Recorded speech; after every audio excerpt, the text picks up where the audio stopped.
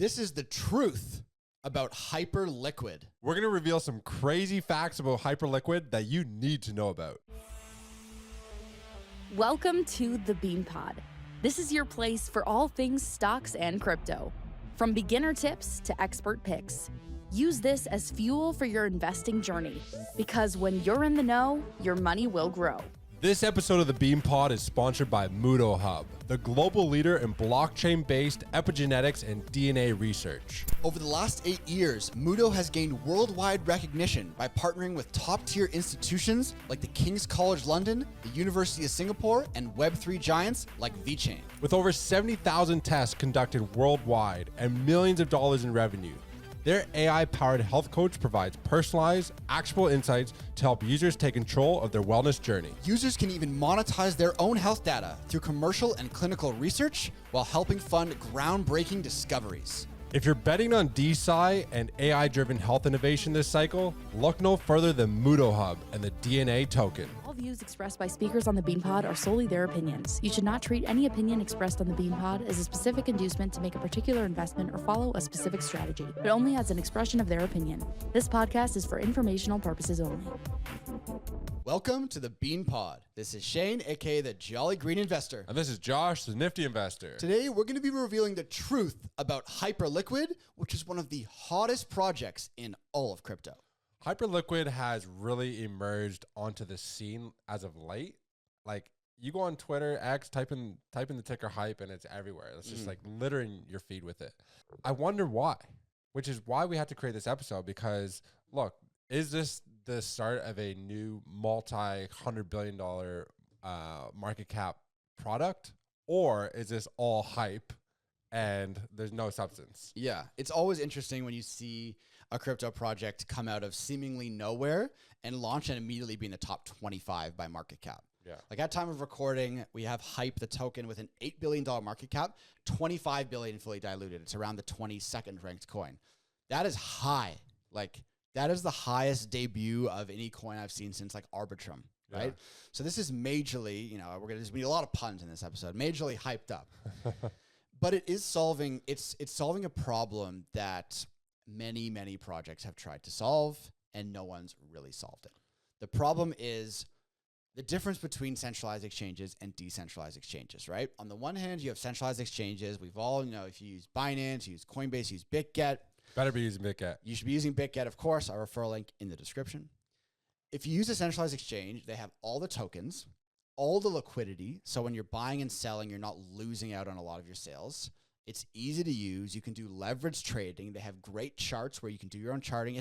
It simply makes trading easy. It does. But then you have decentralized exchanges, which have access to smaller coins where you can get a little bit crazier. There's on-chain verification where you actually own your assets. It's all tracked. There's different things, and there's a lot of advantages to decentralized exchanges.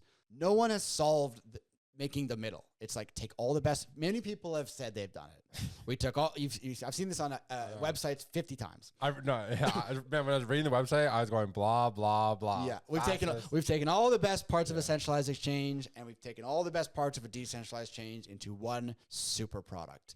So that's why Hyperliquid has such a high market cap, is because maybe they are the chosen one to bring balance to the force. And actually make that one product that is the best of all worlds, a decentralized exchange, decentralized exchange. So today's episode, we're gonna check it out, and we're gonna make a conclusion. Is it worth the hype? I mean, look, it is pretty interesting, because you're right. Like, if you go on to Uniswap, which is considered a decentralized exchange, in MetaMask, the complexity and dealing with slippages and not real. So if you go to swap a token, it'll just say like how much you're gonna get. And then there'll be like this massive price impact.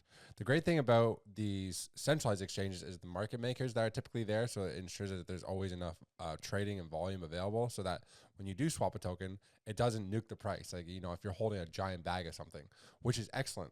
It's also how user-friendly everything is.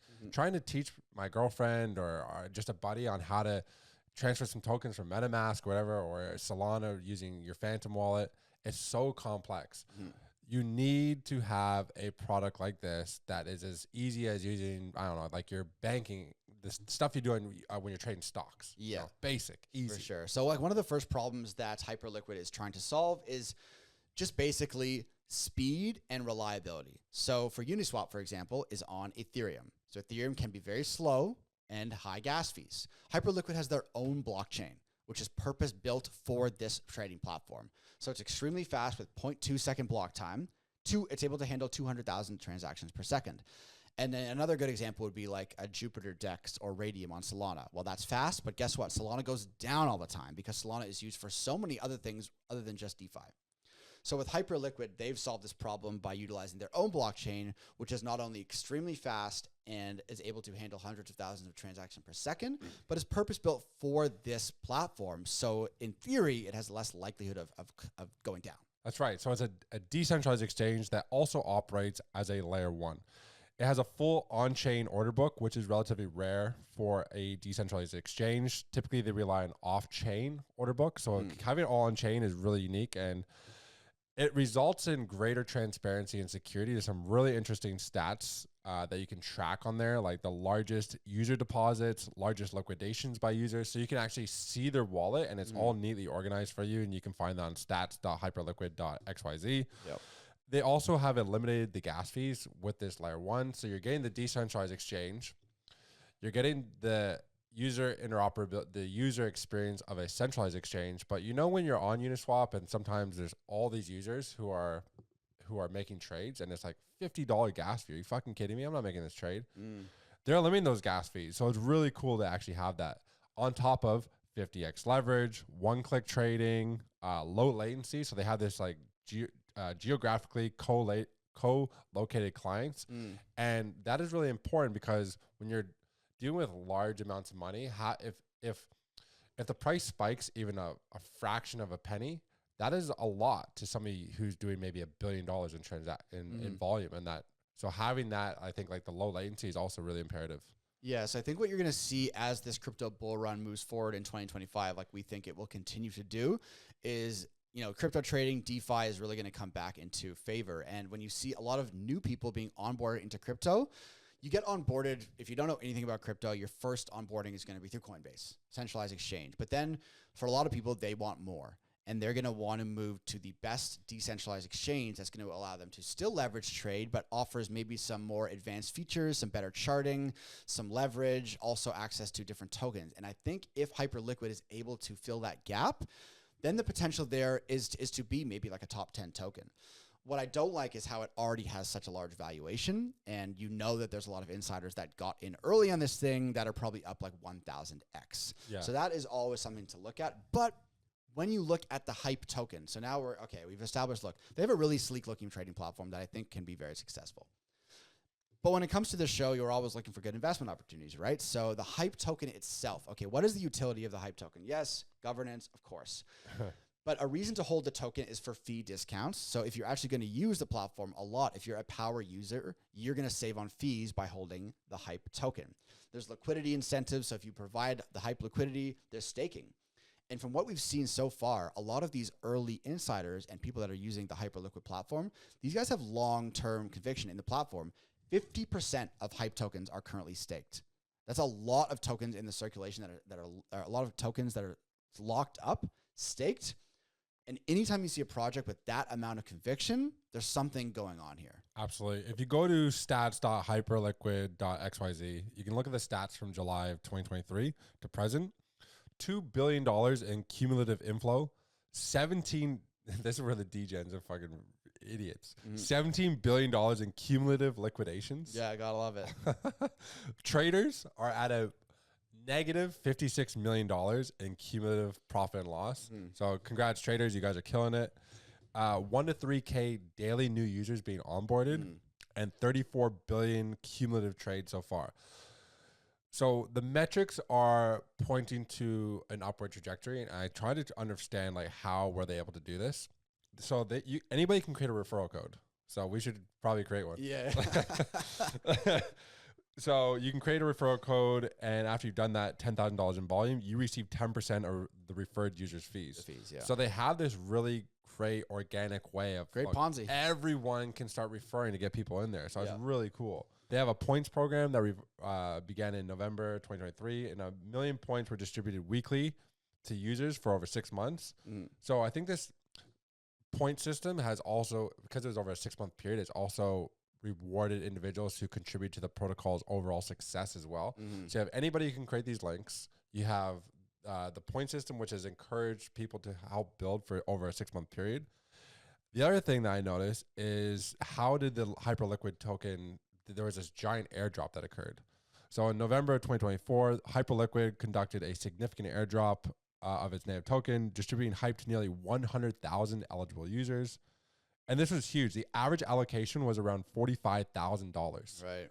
100,000 people got $45,000. So think about the networking effect and how people are like, the amount of eyes that brought people to this platform, and hence why you're seeing the volume and the numbers that we just alluded to. Yeah, like one of the killer features for Hyperliquid, and it's a really interesting feature, but I think potentially like it's too complicated to explain to any sort of person that's new to crypto.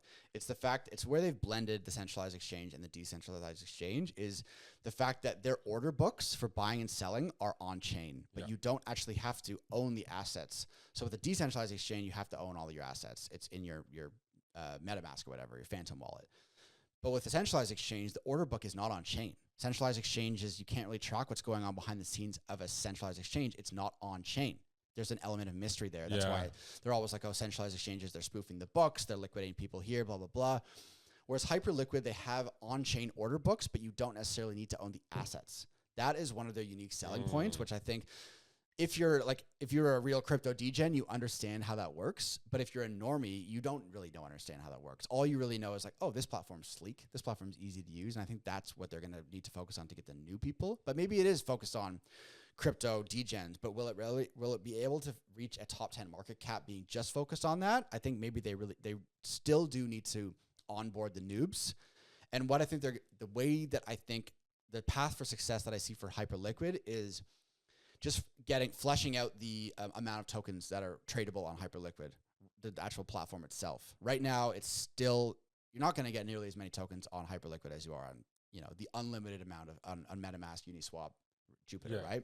But if they can start to add hundreds and hundreds and hundreds of tokens and have this on-chain order book, but it's also sleek with leverage and no gas fees, then you're going to see a real advantage for Hyperliquid, and I think it can really take off. So it's a really interesting platform, and I think the fact that like 50% of tokens are staked, it's obviously got the crypto world a buzz. They're doing something cool. Well, the other thing that they've also done to separate themselves to not only operate like a centralized exchange, but they're doing something that the centralized exchanges aren't doing. So typically, Binance will, if a project wants to list on Binance, they need to give up X amount of tokens.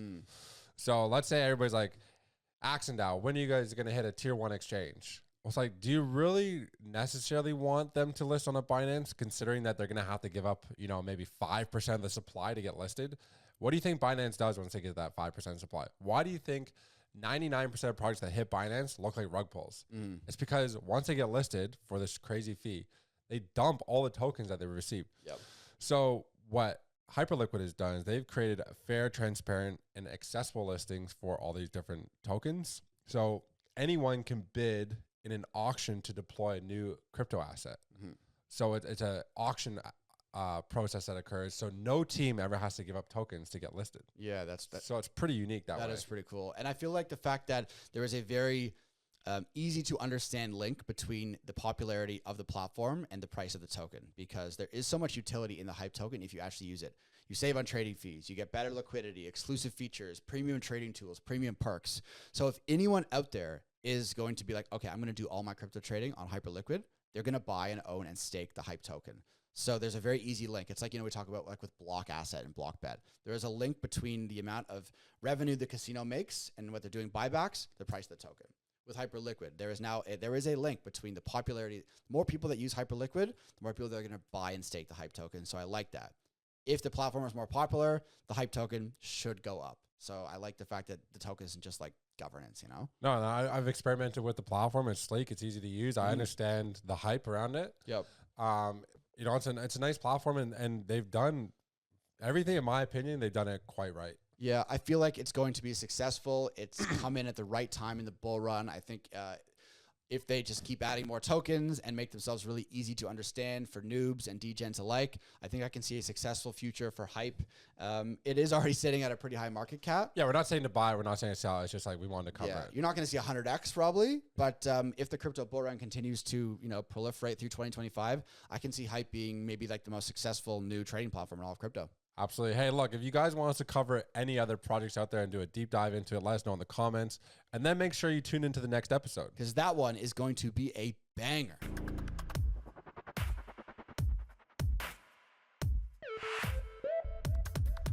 All views expressed by speakers on the BeanPod are solely their opinions. You should not treat any opinion expressed on the BeanPod as a specific inducement to make a particular investment or follow a specific strategy, but only as an expression of their opinion. This podcast is for informational purposes only.